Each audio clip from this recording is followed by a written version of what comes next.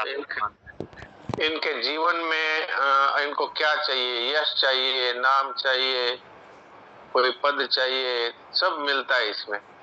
स्वार्थ और परमार्थ दोनों सिद्ध होते हैं और दुनिया में किस तरह व्यवहार किया जाए ये बातें इसमें मिलती है। और मैं एक कहानी बच्चों के लिए कहानी कहलवाता हूँ ताकि बच्चे कहानी सुने। देखो बच्चे तो है इधर, लेकिन ये खेल ही है। देखो अभी तुम एक दिन बैठ के देखो इसमें कितना खेल होता है, देखना। ये दो बच्चियां हैं बड़ी भगवान की। हाँ तो बच्चे बड़ी बड़ी बच्चियां, इनको तो देखो नाम भी चाहिए, यश भी चाहिए और आगे जाकर के इनको अच्छा घर वर मिले ये भी चाहिए और पढ़ाई भी अच्छी होनी चाहिए, व्यवहार में भी समझदार होनी चाहिए। तो ये सारी बातें सत्संग में मिलती है। भगवान राजी होते हैं तो आगे कोई भी तरह की विपत्ति आपत्ति आने वाली है वो भी भगवान दूर करते हैं। तो ये 40 मिनट का सत्संग है। तो कालूराम जी के बच्चे तो बैठते थे, आजकल तो वो दिखते भी नहीं है। आजकल तो आप तो दिखते हैं। पहले वो एक मतलब जहाँ ड्यूटी करते थे मास्टर की वहीं रहते थे तो फैमिली समेत। अब आपके अपने घर पर रहते हैं, वहाँ थोड़ी सी नेटवर्क की प्रॉब्लम रहती है। अच्छा तो उनको ये बोलिए कि सत्संग ग्रुप में जो हम रिकॉर्ड किया हुआ सत्संग डालते हैं वो दोपहर के टाइम में या शाम को जब भी टाइम मिले वो लगा के सुने। तो ये जो अभी जो कुछ बातें हो रही है वो उनको मिलेगी। हमारी ज्योति बहन रिकॉर्ड करती है, देखो वो उधर संतोष भाई की बेटी है, सूरत में रहती है। तो उनको आप बोलना कि सत्संग ग्रुप में जो रोजाना जो हम लोग भेजते हैं उसको सुने। तो वहाँ नेटवर्क बिना भी सुन सकते हैं कि नहीं? उसको नहीं सुन सकते ना, उसको बिना नेटवर्क नहीं सुन सकते। वो तो छत पर बैठ कर सुनते हैं, फिर भी जुड़ते हैं। अभी फिलहाल जुड़े हुए हो सकते हैं। अच्छा तो दर्शन नहीं होते ना? अपना माइक वीडियो बंद करके रखते हैं। आज अभी तक शायद जुड़े नहीं है। अच्छा मैं अभी देखता हूँ जुड़े हैं क्या, आपको अभी बता देता हूँ। आप खुद देख रहे हो। मैं जुड़ने के बाद उनको ही देखता हूँ सर्वप्रथम, वो भैया जुड़े कि नहीं जुड़े। आज नहीं जुड़े हैं। आज नहीं जुड़े हैं। आज तो कालूराम जी के पर है, के पर तो नहीं है। चलो जैसे ठाकुर की मर्जी, आप उनको हमारा समाचार बोल देना। और आपके बच्चों को मैं ये कहता हूँ कि भाई रोज 40 मिनट जुड़ जाया करो तो पढ़ाई भी और जीवन भी सब भी सफल होगा। देखो हमारे आपकी उम्र के बच्चियां जुड़ रही है, प्रांजल है, राजल है, नंदिनी है और ज्योति है, कितने बच्चे जुड़ते हैं और उससे छोटे भी जुड़ते हैं। वेदांशी है, देखो ये जुड़ी हुई है। और भी वो अर्चना जी के साथ में छोटे छोटे बच्चे जुड़ते हैं। और रेखा की बेटियां जुड़ती है, गुड्डू और ये केशव जुड़ता है, हमारे पूजा के बेटा।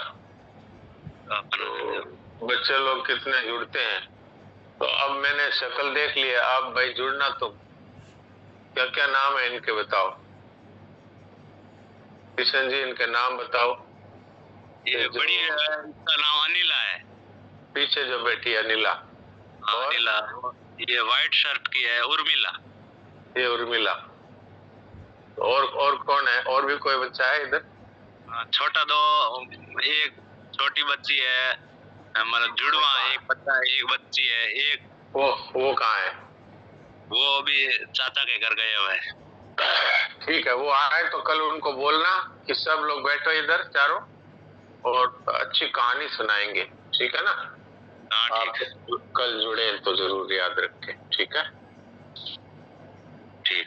हमारे तो बच्चे जुड़ जाए तो हमारा सत्संग सफल हो जाता है। तो आज कल के सत्संग का सार अभी प्रांजल सुनाएगी और फिर आज मेरा चरित्र सुनेंगे और मेरा चरित्र एक प्रकार से कहानी भी है और भक्त के जीवन की गाथा है, इसलिए सभी बच्चों को, बड़ों को पवित्र करती है। प्रांजल, कल का सत्संग सुना दो। हाँ बोलो। नारायण नारायण। नारायण नारायण। हम लोग दो घोड़ों पर सवार हैं, कभी संसार की तरफ चलते हैं तो कभी सत्संग सुनकर भगवान की तरफ चलते हैं। हमारा स्वरूप है प्रीति स्वरूपा। हमारा वास्तव में स्वरूप प्रेम ही है। अपने परिवर्तन का ज्ञान तब होता है जब किसी अवस्था से एकता है। जैसे जब हम शरीर को अपना मानते हैं तब हमें ऐसा लगता है कि मैं बीमार हो गया, क्योंकि हमने शरीर के साथ एकता कर ली। वास्तव में जैसे मिट्टी के परिवर्तन का ज्ञान कुम्हार को होता है, ना कि मिट्टी को, वैसे ही हमारे शरीर की अवस्था का ज्ञान शरीर को नहीं होता, हमारे चेतन स्वरूप को होता है। जो जड़ के परिवर्तन को जानता है वही चेतन स्वरूप है और वही परमात्मा है। कई बार सत्संग करते हैं तब हमें नींद आ जाती है, शरीर शिथिल पड़ जाता है। जब तक हमारे अंदर का दिया ना बुझे, यानी जो हमारा स्वरूप है, जो हर समय जागृत रहने वाला है, यदि उसमें हमारी स्थिति ना हो तो शिथिलता आती है। फिर बाद में हमें बुरा लगता है कि इतना समय व्यर्थ हो गया, इससे अच्छा मोक्ष सत्संग करते हैं, नाम जप करते हैं। इस प्रकार का शोक हो जाता है। यदि हम शरीर और संसार से विचलित होकर हर समय अपने स्वरूप में रहे तो वो अलग प्रकार की शांति देता है। संबंध की दृढ़ता कब होती है? जब परमात्मा से अपनापन हो जाए, यानी संसार से हम संबंध ना रखें और मेरे तो केवल गोपाल, दूसरे ना कोई।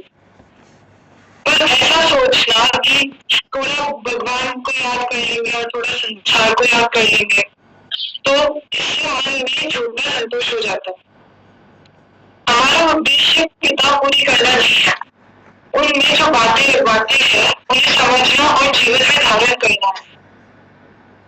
जाने हुए असत्य क्या, यानी जिसे वो जानते हैं कि ये नष्ट होने वाला है। जैसे अभिनय मिला है उससे अच्छे से निभाओ और सबकी सेवा करो, पर किसी को अपना मत मानो और बदले में कुछ मत चाहो। केवल दृढ़ निश्चय की आवश्यकता है, अभ्यास की नहीं। सेवा नहीं छोड़नी है, केवल ममता और कामना छोड़नी है। फिर ना रुपए हमें बांधेंगे ना परिवार हमें बांधे, क्योंकि हमें पता है कि इनसे हमारा केवल सेवा का संबंध है। शरणानंद जी महाराज कहते हैं कि कई बार हमारे साथ कोई बुरा करता है तो उसे दंड देने की जगह हमें सोचना चाहिए कि तो हमारा प्रेमास्पद है, हमसे कुछ बुराई हुई है इसलिए वे बुराई करनी सीख गए। और महाराज जी कल आप शरणानंद जी महाराज की टीवी कहानी सुना रहे थे, पर वो सत्संग का टाइम खत्म हो गया था। वो किस विषय में थी, मुझे कोई याद दिला सकता है? महाराज जी आपने थोड़ी सी कही थी कि शरणानंद जी महाराज की पड़ोस का जो अब याद आ गई। हाँ ठीक है, वो क्षमा पर ये बात आई थी। तो शरणानंद जी महाराज के पास में एक व्यक्ति जो सत्संगी थे, उनके जानने वाले सत्संगी थे, वो जाके उनसे बोले कि महाराज जी हमारे पड़ोसी हैं, वो हमारे लड़कों के साथ में और बुरा बर्ताव करते हैं। तो शर्मा जी महाराज ने कहा कि भाई देखो, बुराई दोनों तरफ से होती है। तो उन्होंने कहा कि हमने तो कभी उनको कोई बुरा शब्द भी नहीं कहा, उनके परिवार के साथ में हमारा कभी भी कोई बुरा बर्ताव हमने नहीं किया। बोला अच्छा तुम एक बात बताओ कि तुम्हारे मन में कभी उनके लिए मन में बुरा भाव आया कि नहीं? तो वो ईमानदार के सत्संगी थे, तो उन्होंने कहा कि उनके बच्चे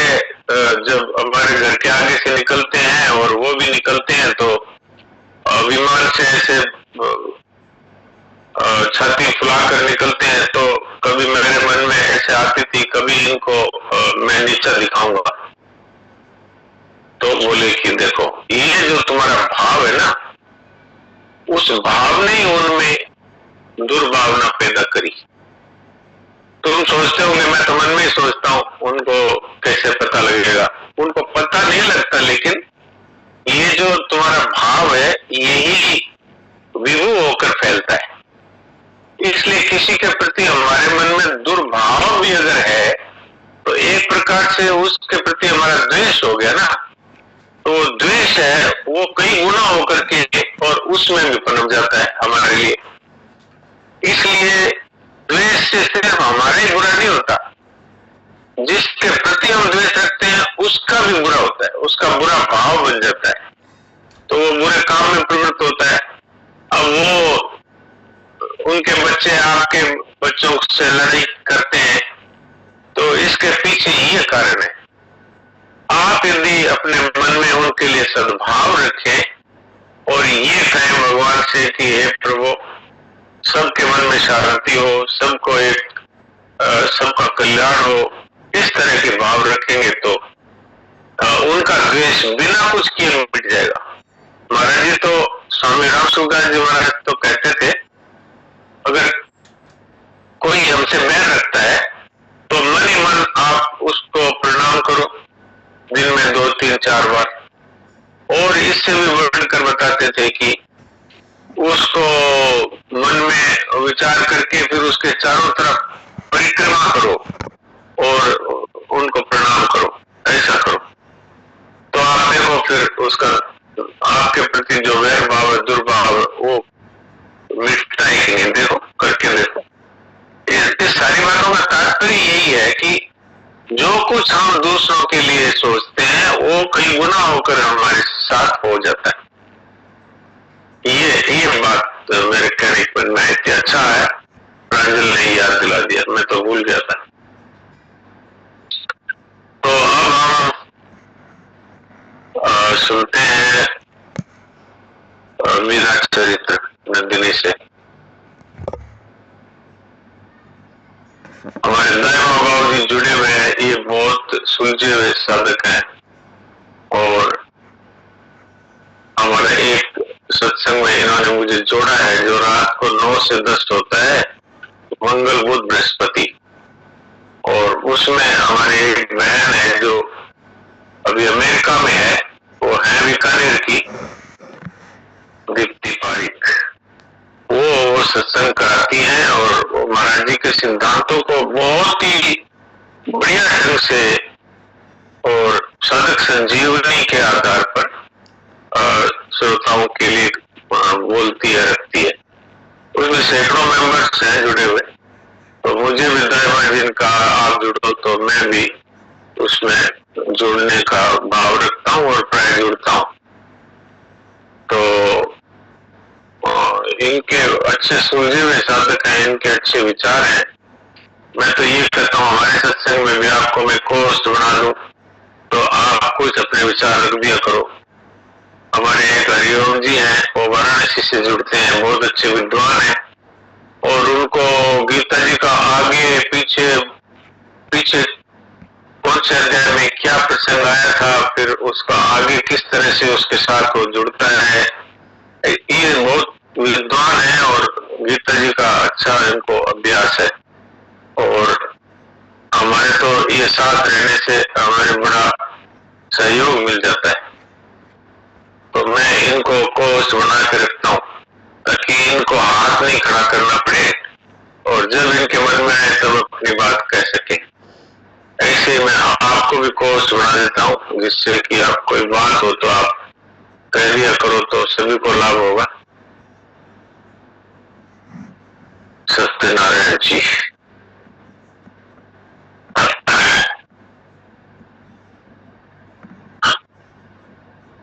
आपको मैंने कोर्स बना दिया, आप चाहे जब अपनी बात रख सकते हैं, माइक खोल सकते हैं।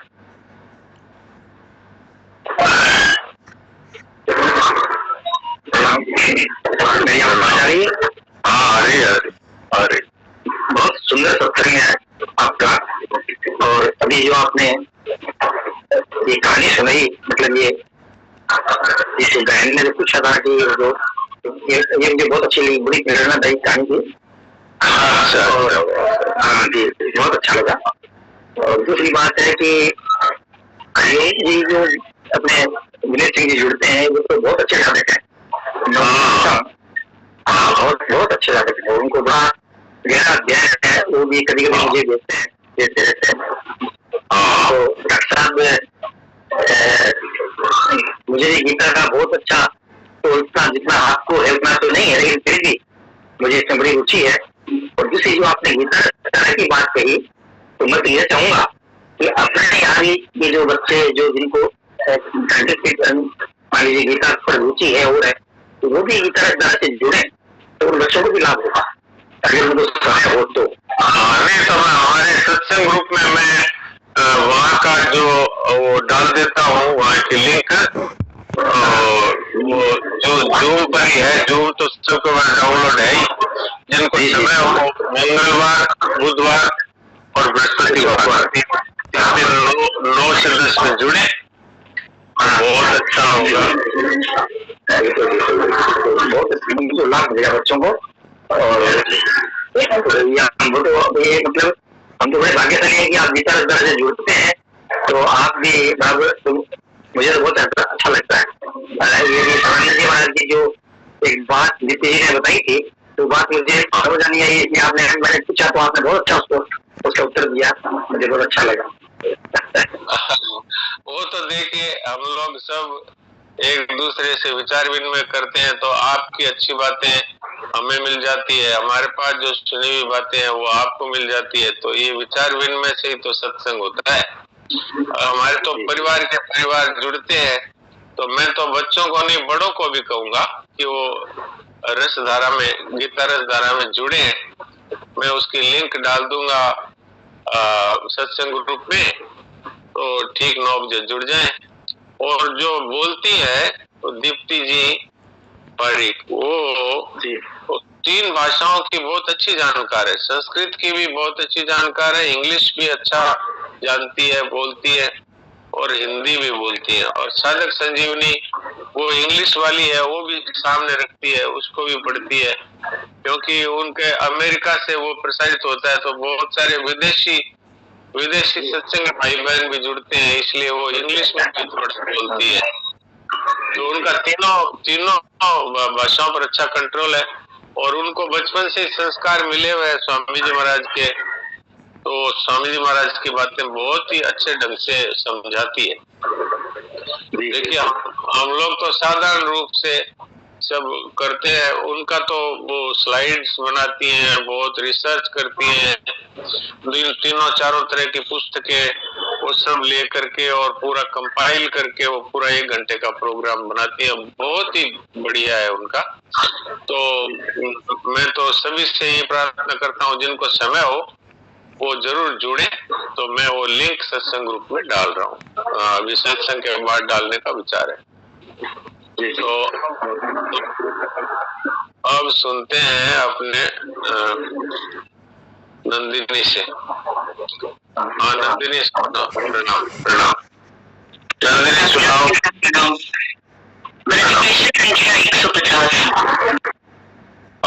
मेरा खरीद संख्या 150 निकालो भाई।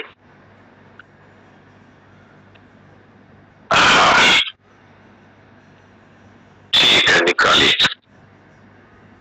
तो आपने कल कुछ बातें सुनी थी जो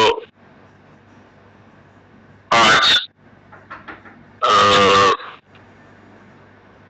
कल कईयों ने कहा था कि बहुत सारी बातें हैं जो मैं उनको एक्सप्लेन नहीं कर पाया था, क्योंकि मैं तो हमारे एक परिवार में विवाह था, तो उसमें मैं रहा, तो मैंने यद्यपि खोल रखा था, इसलिए मैं सुन रहा था, पर वहाँ इतना हल्ला गुल्ला हो रहा था जिससे कि मैं नहीं चाहता था कि वो हल्ला गुल्ला आप लोगों को डिस्टर्ब करे, इसलिए मैं ही सुन रहा था। तो पढ़ रही थी नंदिनी, तो उसमें भोजराज जी का और मीरा का बहुत अच्छा जो आपस में जो व्यवहार था, क्योंकि भोजराज जी ने तो ये कह दिया था कि भाई मैं लोगों की दृष्टि में आपका पति रहूंगा, लेकिन वास्तव में तो आपके पति गिरधर गोपाल जी रहेंगे और मैं तो आपका सेवक हूँ। इस तरह से उनका भाव था मीराबाई के प्रति। तो प्रश्न संख्या 150 है क्या नंदिनी? जी 150। हाँ, तो ये कौन से पैरे से शुरू कर रही हो? भोजराज ने अपने को संभाला, यहाँ से। अच्छा, यहाँ से। तो इससे पहले का वैसे मैं थोड़ा बता चुका हूँ, फिर भी बता देता हूँ कि मीरा ने भोजराज जी को कहा कि भाई मेरा विवाह तो पिछली अक्षय तृतीया को भगवान गिरधर गोपाल के साथ हो गया और उनका भेजा हुआ जो पटला है वो भी है, और वो जो हार उनके गले में था मीराबाई के, तो उन्होंने पूछा कि ये हार जो हमने आपकी नजर किया था वही है? तो बोला नहीं, वो तो गिरधर गोपाल के गले में मैंने पहना दिया, और ये तो गिरधर गोपाल का तरफ से वहां से आया हुआ पटला में ये हार था। तो फिर भोजराज जी बड़े चकित होकर के बोले क्या मैं इसे देखूं? तो उन्होंने हार खोल कर भोजराज जी को दिया। भोजराज जी ने उसको देखा, सिर से लगाया और फिर वापस लौटा दिया, और फिर सारी बातें सुनाई। सुनाते सुनाते मीरा कई बार भावराज्य में चली जाती और फिर आंखें खोलती कई देर के बाद। तब भोजराज जी कहते आप कुछ फरमा रही थी? तो बोले मैं क्या अर्ज कर रही थी मुझे तो पता नहीं, मैं तो पागल हूँ। तो फिर वो याद दिलाते, तब फिर मीरा बोलती। इस तरह से वो भावराज जी की बहुत सारी बातें हुई, और वो पडला जो आया था द्वारिका से, वो पडला भी उन्होंने देखा। पडला अर्थात कि जो सामान वहां से आता है वधू के लिए, तो वो सारा भोजराज जी ने देखा। बिल्कुल वैसा ही था जैसा भोजराज जी के यहाँ से भेजा गया था, लेकिन वो उसके सामने वो था बहुत ही कमजोर, जैसे हीरे और जैसे चमकदार वो द्वारिका से आए हुए पडले में थे, वैसे वो नहीं थे। तो यहाँ तक की बात हुई है। अब आगे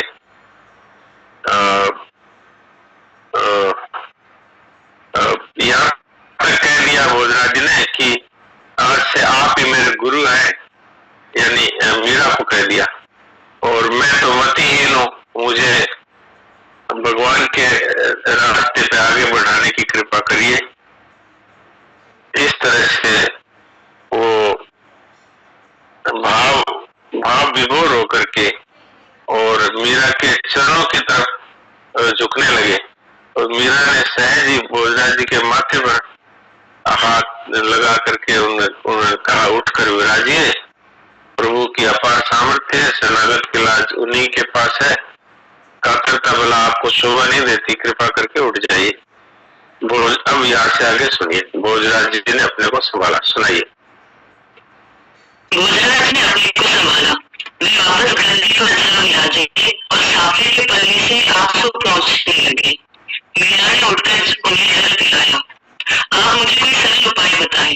पूजा पाठ, नाचना गाना, मंजीरी या तंबूरा बजाना मेरे बस का नहीं है। भोजराज ने कहा ये सब आपके लिए आवश्यक भी नहीं है। मीरा हंस पड़ी। आप जो भी करें प्रभु के लिए करें और उनके हुक्म से करें, जैसे सेवक स्वामी की आज्ञा से अथवा उनका रुख देखकर कार्य करता है। जो भी देखे उसके हाथ की कारीगरी देखे। कुछ समय के अभ्यास से सारा ही कार्य उनकी पूजा हो जाएगी। युद्धभूमि में शत्रु संहार, आखिर में जानवरों का वध, न्यायासन पर बैठकर अपराधियों को दंड भी क्या उन्हीं के लिए है? हाँ हुक्म, मीरा ने गंभीरता से कहा। नाटक के पात्र मरने और मारने का अभिनय नहीं करते क्या? नाटक में तो मरने और मारने वाले दोनों ही जानते हैं कि तलवारें लकड़ी की है। न मैं मरूंगा और न वो मुझे मारेगा, किंतु मैं तो आज मन की भारी सांग लेकर लोगों के मस्तक प्रातः से सायंकाल तक ऐसे काटता रहता हूँ मानो किसान खेत की फसल काटता है। उनके मूंड कले से रक्त उबल उबल कर धरती को सींचता रहता है। सोचता हूँ कि एक दिन ऐसे ही इस देह का रक्त भी मेरी मातृभूमि को सिक्त कर देगा। उन्हीं पात्रों की भांति आप भी यह समझ लीजिए कि न मैं मरता हूँ न वे मरते हैं, केवल मैं उन्हें उनके गंदे वस्त्र से प्रभु की आज्ञा अनुसार मुक्ति दिला रहा हूँ। यह देह वस्त्र ही तो है।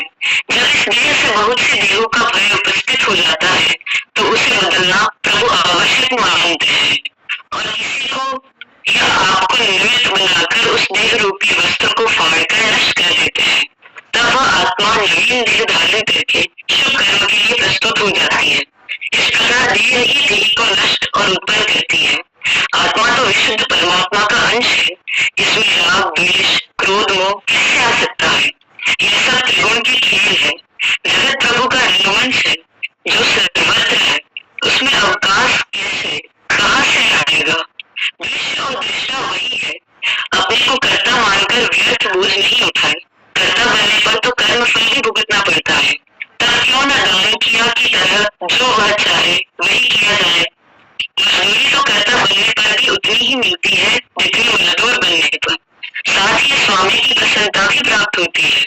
अवश्य ही यह ध्यान रखने की बात है कि जो पात्रता आपको प्रदान की गई है उसके अनुसार अभिनय में कमी न आने पाए। दासिनी को रतन सिंह जी के पधारने की सूचना दी। उनसे भीतर पधारने की अर्ज कर मीरा ने दासी से कहा। रतन सिंह ने प्रवेश कर भाई भाभी को करबद्ध सिर झुकाकर अभिवादन किया। उन्हें देख मीरा खड़ी हो गई। उनके अभिवादन के उत्तर में हाथ जोड़ मुस्कुराकर कहा, पधारो लंगरीसा, वार्णा लो, मैं बलिहारी। कैसे पद भूल पड़े आज? आप कभी याद करने की कृपा ही नहीं करती है भाभी साहब। बहुत इच्छा रहती है आपके दर्शनों की, किंतु जिससे पूछो वही कहता है कि आपको बिजल पूजन से अवकाश ही नहीं है कि किससे बात करें। आज तो हिम्मत करके चला ही आया हूँ। राजी है।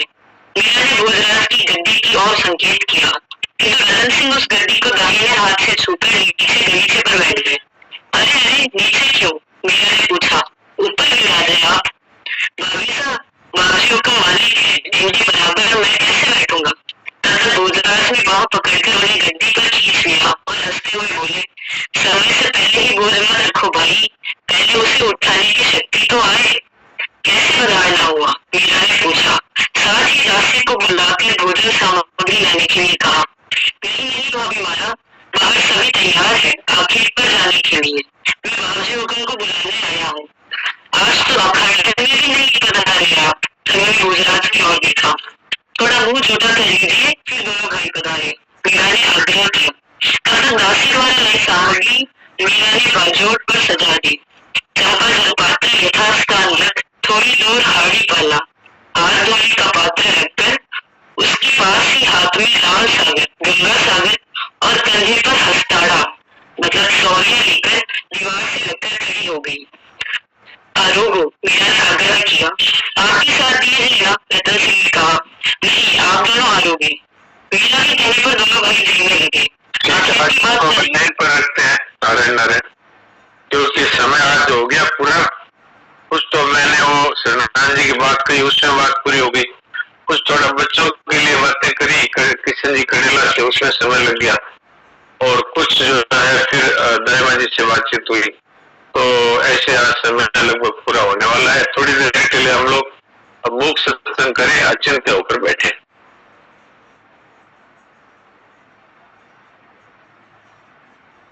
सब प्रकार की क्रियाओं से और चिंतन से रहित होकर के जब हम बैठते हैं तो हमारा निवास अपने स्वरूप में ही होता है।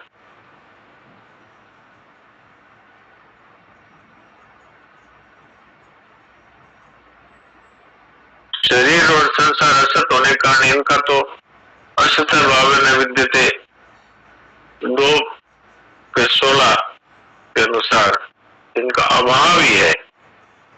केवल एक परम तत्व अथवा आत्मा का ही भाव है।